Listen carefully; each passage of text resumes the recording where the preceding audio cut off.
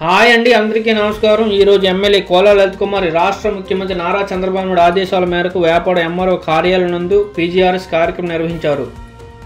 ఈ కార్యక్రమంలో ఆమె మాట్లాడుతూ ప్రజలకు వేగవంతమైన సేవలు అందించడమే ప్రజా దర్బార్ ప్రధాన ఉద్దేశమని అన్నారు. అలాగే ప్రతి శుక్రవారం నియోజకవర్గంలో ప్రజా దర్బార్ ప్రజలందరూ సద్వినియోగం చేసుకోవాలని ఆమె అన్నారు. ఇలాగే నియోజకవర్గం నుంచి వచ్చిన ఫిర్యాదులను స్వీకరిస్తూ తక్షణమే వాటిని పరిష్కరించే విధంగా చర్యలు తీసుకోవాల్సిందిగా కోరారు.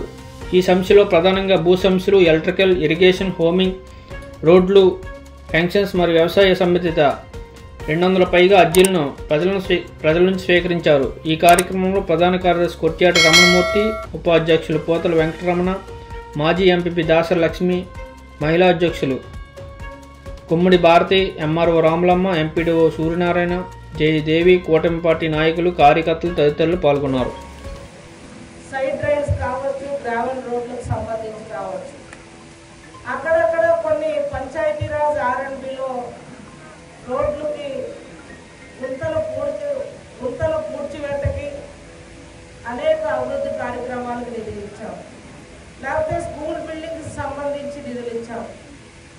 లేకపోతే సూపర్ 6లో అన్నదాత సుఖీభవ రైతాంగానికి ఇచ్చాం. ఉచిత గ్యాస్ బండలు మహిళలకి సంవత్సరాలు తీసుకొని పీజీఆర్ఎస్ ద్వారా ఏ జిల్లాలో, ఏ మండలం, ఏ గ్రామంలో ఎక్కడ ఏ విధమైన ఇబ్బందులు ఉన్నాయని తెలుసుకొని వెంటనే పరిష్కరించి ప్రజలనైతే ఆదుకోగలిగామనే విషయం కూడా మనం అందరం చూసాం.